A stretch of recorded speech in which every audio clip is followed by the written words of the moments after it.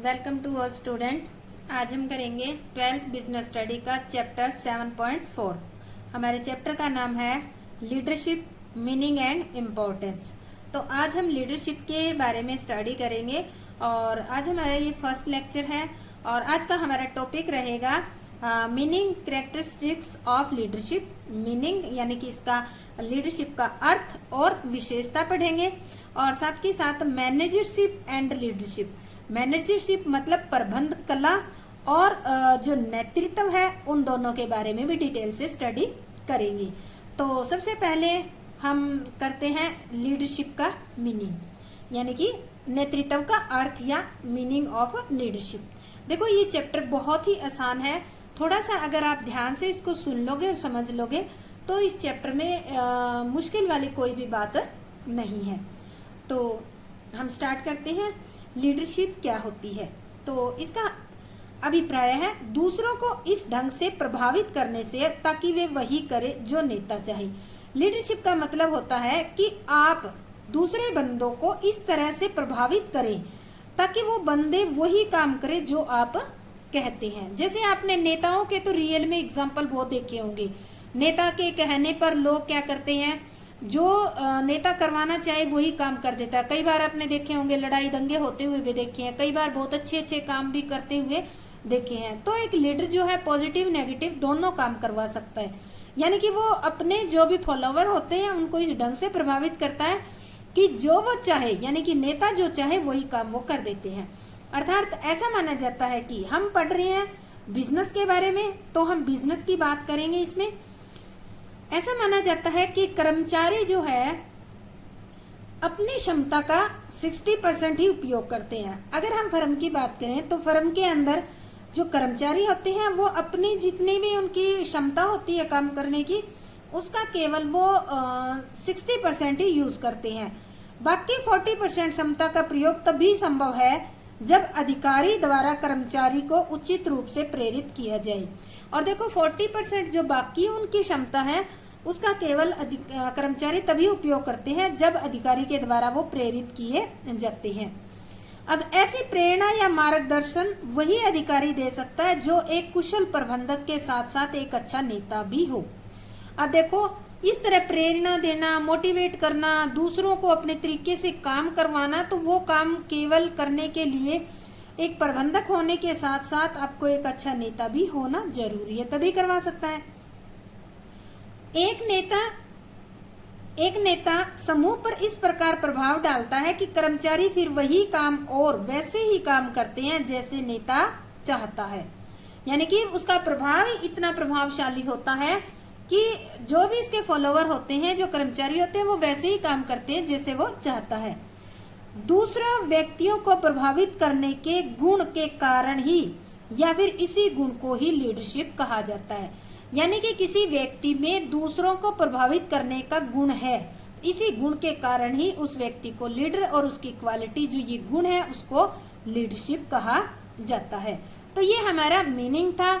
Meaning के अंदर 1 number के क्वेश्चन में सीधा सा आप ऐसे लिख सकते हो कि नेतृत्व का अर्थ है दूसरे लोगों को इस तरीके से प्रभावित करना ताकि वो वही काम करे जो नेता चाहे। तो ये था हमारा मीनिंग। अब हम करते हैं डेफिनेशन के बारे में। डेफिनेशन करने से पहले भी आप एक लाइन ये दे सकते हो कि इसका अभिप्राय है उस व्यक्ति से है जो दूसरों को प्रभावित करने की योग्यता रखता है। अब हम इसकी डेफिनेशन करेंगे। इसकी डेफिनेशन दी है कूंट्ज एम ओडोनल ने। तो हम इसकी पढ़ते हैं डेफिनेशन कूंट्ज तथा ओडोनल के अनुसार। किसी उद्देश्य को प्राप्त करने के लिए संदेश वाहन के माध्यम से व्यक्तियों को प्रभावित कर सकने की योग्यता नेतृत्व है। अब देखो खास बात इसके अंदर क्या है, संदेश वाहन। एक नेता है वो चुपचाप किसी को प्रभावित नहीं कर सकता, वो अपनी वाक शक्ति के कारण, यानी कि वो वाक चतुराई होती है, वो इस तरह से बोलता है, इस तरह से उनको भाषण देता है, अपने कर्मचारियों को बातें बताता है। वो बातें किसके द्वारा बताई जाएगी? एक संदेश वाहन के द्वारा। तो इस तरह से वो संदेश वाहन के माध्यम से ही उनको प्रभावित करता है। इसके बाद आते हैं इसकी विशेषताएं। नेतृत्व की विशेषताएं क्या है? Characteristics of leadership. सबसे पहला है प्रभावीकरण प्रक्रिया, इन्फ्लुएंसिंग प्रोसेस, ये जो लीडरशिप होता है इसके अंदर जो है प्रभाव के द्वारा ही ये गुण लोगों को प्रभावित किया जा सकता है। नेतृत्व के अंतर्गत नेता अपने अनुयायियों के साथ साथ, अनुयायियों मतलब होता है फॉलोवर, क्या होता है, जहां भी अनुयायी वर्ड आएगा उसको आप क्या समझोगे, फॉलोवर, मैं फॉलोवर ही बोलूंगी। अनुयायियों के साथ या फॉलोवर के साथ इस तरह से व्यवहार करता है कि वे स्वयं ही उसके प्रभाव में आ जाते हैं। यानी कि जो नेता व्यक्ति होता है या ऐसा व्यक्ति जिसमें नेतृत्व का गुण है, वो अपने फॉलोवर्स के साथ व्यवहार ही इस तरीके से करेगा कि जितने भी फॉलोवर्स होंगे वो ऑटोमेटिक ही उसके प्रभाव में आ जाते हैं और फिर वैसा ही काम करते हैं जैसा वह चाहता है। ऐसा कहा जाता है कि प्रभावीकरण नेतृत्व का सार है। यानी कि प्रभावीकरण ही एक ऐसा पॉइंट है जिसके द्वारा जो फॉलोवर्स हैं वो लीडर को फॉलो करते हैं। यानी कि अगर प्रभावीकरण निकाल लें अगर हम लीडरशिप में से, बाकी कुछ नहीं बचेगा। इस कारण से इसका सार मतलब इसका सब कुछ यही बता दिया कि हाँ प्रभावीकरण ही है सब कुछ। बिहेवियर चेंजिंग प्रोसेस, प्रभावी व्यवहार परिवर्तित करने वाली प्रक्रिया। अब देखो जो लीडरशिप होता है वो इतना प्रभाव डालता है कि उसके फॉलोवर का व्यवहार ही चेंज हो जाता है। नेतृत्व में अपने फॉलोवर्स का व्यवहार बदलने की शक्ति होती है। जिस प्रबंधक में नेतृत्व योग्यता होती है उसके अधीनस्थों का कार्य निष्पादन अपेक्षाकृत बढ़िया होता है। अब फर्म की बात करें तो फर्म में कौन प्रबंधक होता है, प्रबंधक के नीचे अधीनस्थ होती हैं जो सबॉर्डिनेट होते हैं। अब देखो एक प्रबंधक को अपने अधीनस्थों यानी सबॉर्डिनेट को इस तरीके से प्रभावित करना चाहिए कि वो वैसा ही काम करने लग जाए जैसे प्रबंधक चाहते हैं, और इस प्रबंधक के अंदर एक नेता वाले गुण भी होने चाहिए। अगर मान लेते हैं एक प्रबंधक ऐसा करता है तो क्या होगा, उसके कर्मचारियों का जो निष्पादन यानी कि प्रोडक्शन के या हम कहते हैं परफॉर्मेंस जो है वो उनकी बेटर से बेटर होती जाएगी। नेक्स्ट पॉइंट हमारा आता है interpersonal relation between leader and follower. किन किन के बीच में बताया, नेता और फॉलोवर्स में आपसी संबंध। लीडर एंड फॉलोवर में क्या रिलेशन होता है, देखो नेतृत्व की मुख्य आवश्यकता फॉलोवर का होना है, अनुयायियों यानी फॉलोवर का होना है। बिना फॉलोवर के नेतृत्व की कल्पना भी नहीं की जा सकती। अगर नेता भी एक अकेला बैठा हो, मान लो नेता है, अगर वो उसको अकेला बिठा दिया जाए, उसका कोई फॉलो करने वाला नहीं होगा तो उस टाइम वो एक लीडर नहीं कहलाएगा। कोई भी व्यक्ति लीडर तभी कहलाता है जब उसको लोग फॉलो करते हैं। तो फॉलोवर के बिना नेता का अपना कोई अस्तित्व नहीं होता, और नेतृत्व को सार्थक बनाने के लिए नेता के साथ फॉलोवर्स का होना जरूरी है, और यही इनके संबंध को दर्शाता है कि इनमें लीडर और फॉलोवर का जो रिलेशन है वो बहुत गूढ़ होता है। यानी कि नेता के बिना फॉलोवर और फॉलोवर के बिना नेता का कोई मतलब नहीं है। अगर नेता नहीं होगा तो बहुत सारे लोग हैं तो वो एक भीड़ ही कहलाएगी, बहुत सारे फॉलोवर नहीं कह सकते उनको, क्योंकि फिर वो कोई एक मत से एक ही मत पे काम नहीं करेंगे, वो अपने अपने मत से अलग अलग काम करेंगे। और अगर नेता होगा तो नेता एक ही मत से एक विचार से सभी को एक साथ काम करवाएगा, इस कारण से उसको लीडर कहा जाता है। फोर्थ पॉइंट आता है सामूहिक उद्देश्य प्राप्ति, यानी कि कॉमन गोल्स अचीविंग। सबका कॉमन गोल अचीविंग का मतलब है कि नेतृत्व की एक मुख्य विशेषता सामूहिक उद्देश्य प्राप्त करना है। सामूहिक उद्देश्य किसका हो गया, फर्म का। इसका अर्थ है कि इससे केवल संगठन को ही उद्देश्य प्राप्त नहीं होता बल्कि व्यक्तिगत उद्देश्य भी प्राप्त होते हैं। अब मान लो फर्म का उद्देश्य है, उसको हम सामूहिक उद्देश्य कहते हैं। अगर फर्म का उद्देश्य पूरा हो जाएगा तो क्या होगा, सभी व्यक्तियों के उद्देश्य भी पूरे हो जाएंगे। इसके बाद नेक्स्ट पॉइंट हमारा आता है सतत प्रक्रिया, कॉन्टिन्यूस प्रोसेस। एक प्रबंधक को नेतृत्व योग्यता का लगातार प्रयोग करना होता है, अर्थात इसकी आवश्यकता किसी विशेष समय पर न होकर हर समय होती है। मान लेते एक प्रबंधक है, उसमें लीडरशिप क्वालिटी है, क्या वो एक बार अपने जो भी सबॉर्डिनेट है उनको प्रभावित कर देगा, उसके बाद काम होता रहेगा? नहीं, ऐसा नहीं है। एक जो भी प्रबंधक है उसको नेतृत्व की योग्यता का लगातार प्रयोग करना पड़ता है, यानी कि अपने सबॉर्डिनेट को लगातार उनके सबॉर्डिनेट के कांटेक्ट में रहना पड़ता है, उनको प्रभावित करना पड़ता है, तभी जाकर उनकी परफॉर्मेंस जो है कंटिन्यू बेटर होती रहती है। तो ये थे हमारे कैरेक्टरिस्टिक्स या फीचर्स कह सकते हो लीडरशिप के। अब हम पढ़ते हैं, 2 पॉइंट आते हैं आपके लीडरशिप के अंदर, इनको ध्यान से पढ़ना। ये 4 नंबर के क्वेश्चन में आ जाता है या 2 नंबर में भी आ जाता है। प्रबंध कला एवं नेतृत्व क्या होता है? प्रबंध कला का मतलब होता है मैनेजरशिप और नेतृत्व कला का मतलब होता है लीडरशिप। तो इन दोनों को डिटेल में पढ़ेंगे। पहले इनको अलग अलग पढ़ते हैं, फिर इनके डिफरेंस पढ़ते हैं। तो सबसे पहला है मैनेजरशिप क्या होता है। मैनेजरशिप, इसके नाम से ही पता चल जाता है कि ये मैनेजर से यानी कि प्रबंधक से रिलेटेड है। एक प्रबंधक वह व्यक्ति होता है जो प्रबंधकीय कार्य संपन्न करे। संस्था में सफलता प्राप्ति के लिए अधीनस्थों को अपने प्रभाव में लेना प्रबंधक के लिए जरूरी आवश्यक है।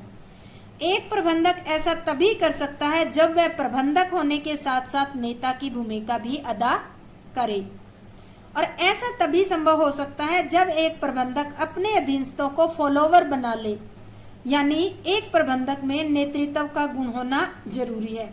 अब देखो, ये जो हमने पढ़ा है इससे हमें ये पता चल रहा है कि एक प्रबंधक तो वो व्यक्ति होता है जो प्रबंध के कार्य करता है, ठीक है, और संस्था में अगर उसको सफलता प्राप्त करनी है तो वो उसको केवल एक प्रबंधक बनकर ही नहीं रहना, बल्कि उसको एक नेता यानी कि प्रबंधक के साथ साथ उसमें नेतृत्व का गुण भी होना चाहिए, और इस गुण के कारण उसके जितने भी अधीनस्थ होंगे उसको वो क्या बना लेगा? फॉलोवर बना लेगा। जब वो फॉलोवर बन जाएंगे और जितने भी सबॉर्डिनेट हैं अपने प्रबंधक को एक टाइप से नेता समझने लग जाएंगे, तो जो प्रबंधक कहेगा वही कार्य फॉलोवर करेंगे। तो देखो, एक प्रबंधक के अंदर यानी कि एक प्रबंधक के अंदर नेता का गुण होना बहुत जरूरी है। इसके ये गुण बहुत होना जरूरी है, इसका एक लाइन से पता चल जाता है कि प्रबंधक प्लस नेतृत्व योग्यता क्या होती है? सफलता। यानी कि फर्म की सफलता के लिए नेता होने के साथ प्रबंधक होने के साथ साथ एक अच्छा नेता होना भी जरूरी है। अगर एक प्रबंधक में ये दोनों गुण है, प्रबंध करने के और उसमें नेतृत्व करने की योग्यता, ये दोनों गुण है, तो उस फर्म की सफलता क्या है? डेफिनेटली उसकी सक्सेस होती ही है, सफलता निश्चित है। तो ये थी हमारी मैनेजरशिप यानी कि प्रबंध कला। इसके बाद हम पढ़ते हैं लीडरशिप क्या होता है। नेता वह व्यक्ति होता है जो अपने फॉलोअर्स की आकांक्षाओं एवं अभिलाषाओं को पूरा करता है। यानी कि नेता के बारे में आपने सुना ही होगा, नेता अपने फॉलोअर्स की जो आकांक्षाएं होती है, अभिलाषाएं होती है, या वो जो काम चाहते हैं वो उनको पूरा करवाते हैं। और नेता का एग्जाम्पल तो आप बखूबी जानते हो कि नेता क्या क्या करवा सकता है, तो ज्यादा बताने की जरूरत नहीं है। दूसरी ओर यह आवश्यक नहीं है कि नेता भी प्रबंधक की भूमिका निभाए। अब देखो, ऊपर वाले जो मैनेजरशिप में था उसमें क्या था? एक प्रबंधक को नेता होना जरूरी है, क्योंकि उसको प्रबंध का कार्य भी करना है और जो उसके नीचे सबॉर्डिनेट है उनको एक नेता की तरह प्रभावित भी करना है। पर एक जो नेता होता है उसको प्रबंधक की कोई भूमिका निभाने की जरूरत नहीं होती, उसका काम केवल क्या होता है? अपने फॉलोवर को प्रभावित करना होता है, अपने फॉलोवर को ही प्रभावित करना है, उसको किसी का प्रबंध नहीं करना। तो इसलिए सीधी सी बात है कि एक नेता का प्रबंधक होना जरूरी नहीं है, पर अगर एक प्रबंधक है तो उसका एक नेता होना भी जरूरी होना चाहिए, तभी वो अपने कार्य में सक्सेस प्राप्त कर सकता है। अब आता है, कोई भी नेता स्वयं नेता नहीं होता, यानी कि कोई भी नेता अपने आप में नेता नहीं बनते, बल्कि लोग उनका अनुसरण करते हैं, लोग उनका पीछा करते हैं, इसलिए उनकी अभिलाषाओं को वो पूरा करते करते क्या बन जाते हैं? नेता। यानी कि लोग स्वयं नेता नहीं बनते, नेता लोग धीरे धीरे उनके पीछे लगने लग जाते हैं, और जो जिसके वो पीछे लगते हैं वो आदमी क्या करते हैं? जो उनका अनुसरण करते हैं उनका काम करवा देते हैं, उनकी अभिलाषाएं पूरी हो जाती है। तो इससे क्या होता है? जो फॉलोवर थे, जो फॉलो कर रहे थे, वो धीरे धीरे क्या मानने लग जाते हैं? नेता। और जो व्यक्ति काम करवाता है वो धीरे धीरे काम करते करते क्या बन जाता है? एक नेता बन जाता है। निष्कर्ष के रूप में अगर आपसे पूछा जाए मैनेजरशिप और लीडरशिप के बारे में, तो आप सीधा ये कह सकते हो कि सभी प्रबंधक नेता होते हैं, यानी कि जो प्रबंधक होते हैं वो नेता भी होते हैं, क्योंकि उनमें दोनों क्वालिटी होती है। प्रबंधक जो होता है उसके नीचे जो सबॉर्डिनेट होते हैं उनको एज ए फॉलोवर की तरीके से एक प्रबंधक नेतृत्व भी करता है उनका। लेकिन सभी नेता जो है प्रबंधक नहीं होते। आपने कभी कोई नेता को एक अच्छा प्रबंधक होते हुए देखा है? क्योंकि वो प्रबंध करते ही नहीं है। प्रबंध करने के लिए वो क्या करते हैं, प्रोफेशनल बंदे रखते हैं। वो उनका काम केवल लोगों को प्रभावित करना ही होता है। इसके बाद हम दोनों में डिफरेंस करेंगे, डिफरेंस बिटवीन मैनेजरशिप एंड लीडरशिप। दोनों में डिफरेंस क्या है? तो मैनेजरशिप और लीडरशिप, प्रबंध कला और नेतृत्व कला, दोनों के अंदर डिफरेंस करेंगे। तो इसका है अस्तित्व का आधार। जो मैनेजरशिप होती है वो औपचारिक संगठन में होती है। आपने देखा होगा कि इसके अंदर जो प्रबंधक होता है वो एक नेता का रोल भी अदा करता है। तो उसमें उस नेता और जो कर्मचारी, जो फॉलोवर होते हैं, उनका रिलेशन क्या होता है? सीनियर और सुपीरियर का रिलेशन, सुपीरियर और सबॉर्डिनेट का रिलेशन होता है, यानी कि अधिकारी और अधीनस्थ का संबंध होता है। और यहाँ पर देखो लीडरशिप होती है, इसमें अनौपचारिक संगठन होता है, यानी कि कोई औपचारिक संगठन में ये नहीं होता, ये अनौपचारिक संगठन में ही होता है। मुख्य उद्देश्य क्या होता है? जो मैनेजरशिप होता है इसका संगठनात्मक उद्देश्य प्राप्त करने का उद्देश्य होता है कि वे इस तरीके से अपने लोगों का प्रबंध करें, नेतृत्व करें ताकि संस्था का उद्देश्य पूरा हो जाए। और जो लीडरशिप है इसमें जो नेता है उसका उद्देश्य होता है कि फॉलोअर्स की अभिलाषाओं को पूरा करना है। वो इस तरीके से काम करते हैं कि जो लोग नेता को फॉलो करते हैं तो नेता का भी कर्तव्य बन जाता है कि वो अपने फॉलोअर्स की अभिलाषाओं को पूरा करें। अधिकार, जो मैनेजरशिप है इसमें औपचारिक संगठन में होने के कारण औपचारिक अधिकार उनको मिले होते हैं। और इसमें जो होते हैं लीडरशिप में जो होते हैं फॉलोअर्स स्वतः ही नेता को आदेश देने का अधिकार प्रदान कर देते हैं, यानी कि वो मान लेते हैं, जो फॉलोवर है कहते हैं आप ही हमारे सर्वे सर्वा, आप जैसा कहोगे हम वैसा करेंगे। तो ये इसमें फॉलोवर्स अधिकार देते हैं नेता को। कार्य क्षेत्र क्या होता है? जो औपचारिक संगठन होता है इनका कार्य क्षेत्र विस्तृत होता है, क्योंकि इसके अंदर एक नेतृत्व गुण के साथ साथ प्रभावित अपने जो भी सबॉर्डिनेट है उनको एज ए फॉलोवर प्रभावित करने के साथ साथ उनको प्रबंधकीय कार्य भी करने होते हैं। तो दो काम हो गए, इस कारण विस्तृत हो गया। ये संकुचित होता है। इसमें प्रबंध का एक अंग मान सकते हो, क्योंकि यहाँ आपने प्रबंधकीय कार्य करते करते अपने कर्मचारियों को प्रभावित किया था। तो ये संकुचित है, इसका काम केवल जो होता है लीडरशिप का काम प्रभावित करना ही होता है, कार्य करना नहीं होता। तो ये आज हमारा चैप्टर था लीडरशिप के बारे में। हमने मीनिंग, डेफिनेशन, इसके फीचर्स और मैनेजरशिप और लीडरशिप के बारे में स्टडी किया। अगर आप मेरा चैनल फर्स्ट टाइम देख रहे हैं तो सब्सक्राइब जरूर करें, अन्यथा लाइक शेयर अवश्य करें। आपका बहुत बहुत धन्यवाद। जय हिंद, जय भारत।